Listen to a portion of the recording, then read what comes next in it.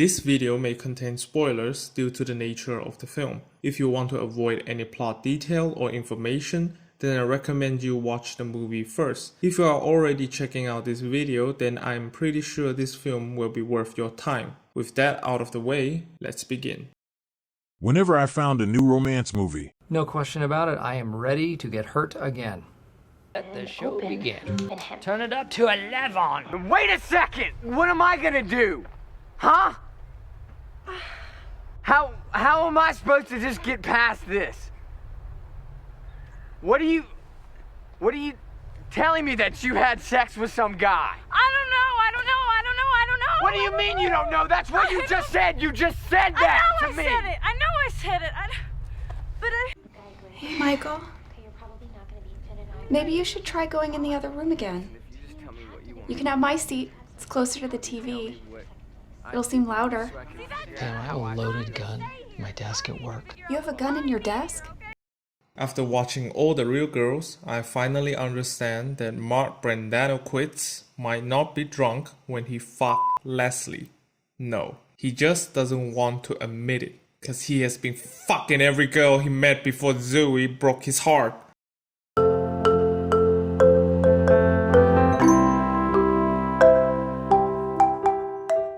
The story follows a young man who has sex with almost every girl he meets without ever taking on a long-term serious relationship due to him having past trauma with sexual relationship when he was very young. This all changed when he met his best friend's sister who recently returned from an all-girls boarding school. Due to her inexperience with men and sexual activity, she easily falls in love with the young man and is eager to have sex with him. The young man who falls in love for the first time tries his best to avoid any sexual activities with the girl in order to prevent losing her. But after the girl makes a serious mistake, the relationship turns into a disaster and turns their life upside down.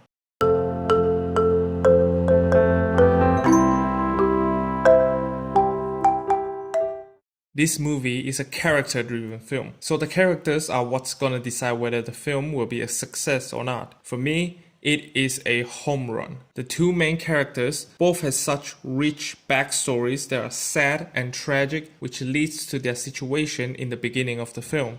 The young man, played amazingly by Paul Schneider, was exposed to sexual relationship at a very young age and it did not go well for him. This left a deep scar in him which leads to him becoming sort of a womanizer. Well, not sort of. He is a complete womanizer in the film. This is his way of self-protective mechanism in order to avoid getting hurt again. And when he meets this young girl, played wonderfully by zooeydeschanel, who is eager to experience sex, their relationship leaves a very impressive mark because you can understand what the young man have to sacrifice to be with her. And this is what makes their love more real to me. I couldn't blame her for what she did as well, even though she is clearly in the wrong here. This is all because of the excellent writing. She had a very horrifying accident that leads to her being sent to boarding school, which causes her lack of encounter with men, thus wanting to experience love and sex.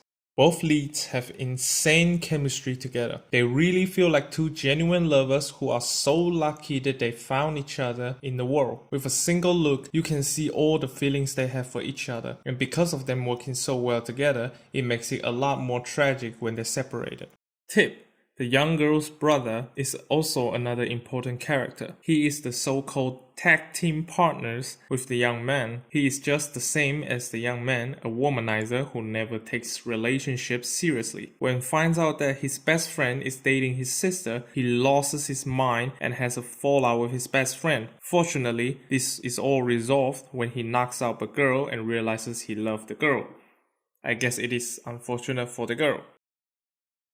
So Tip finally understands that love is not something that can be controlled, so he does not hold grudges anymore. Having external forces to drive the character is not always a good thing, but in this case it leads to a payoff where two best friends reconcile in a heart-to-heart man talk, so I got nothing to complain about. It's wonderful.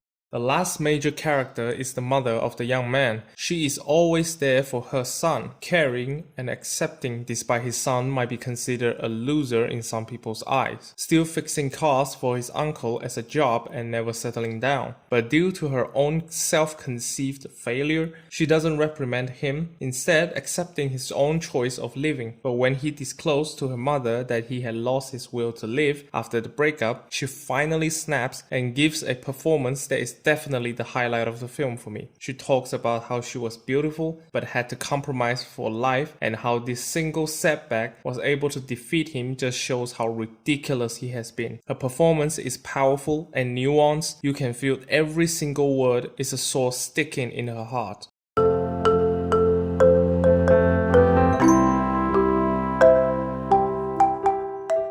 The movie also has quite a portion focusing on the life of the people in this small mill town. We see that from time to time in the film, and the setting is used to full potential. Every scene is shot beautifully with the characters being in different places, showing the beauty of the town. Some of the imagery feels like an old painting in some scenes, with the old wreckage behind the people or some old torn up building just lying under the sun, etc. There are also a few scenes where we see the things that they do in the town, such as the scene that introduces the gang. We follow them walking through the town, chatting and fooling around, talking about the things that happen in the town, or the scene where the girls gathered at a house talking about men and how their experience with men are.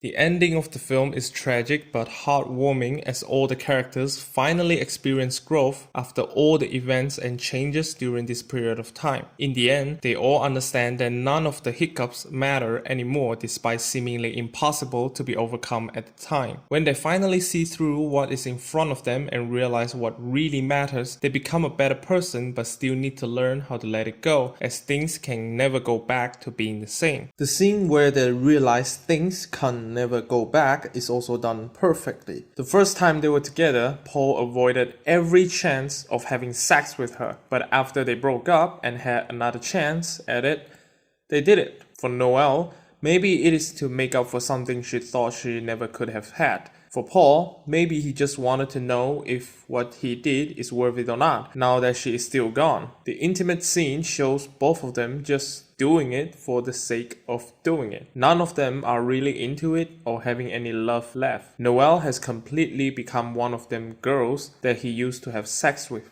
Like how Paul cannot forgive Noelle for cheating on him, but he realizes he would rather die than losing her, so he decided to forgive Noelle. But Noelle has already moved past him and just wants Paul to understand that he will always have a place in her heart. Love remains despite them never getting back together, and they learn that through communicating with the people who love them. The dialogue in the film may seem a little bit blatant, but I think that is the appeal of it. Every word feels personal and real. That's why they connect with each other.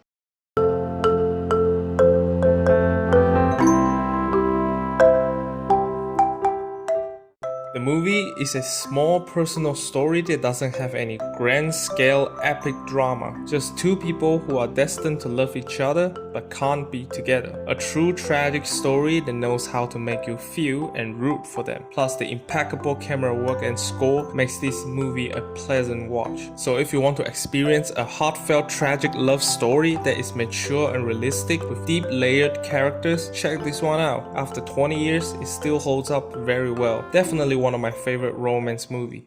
So, Mark Brandanowitz, hurting the parks department is not enough for you, now hurting my heart as well. Well, I will take every hit you can dish out. Just stay away from Zoe, you fucking womanizer, and go to Egoton or something. Move along.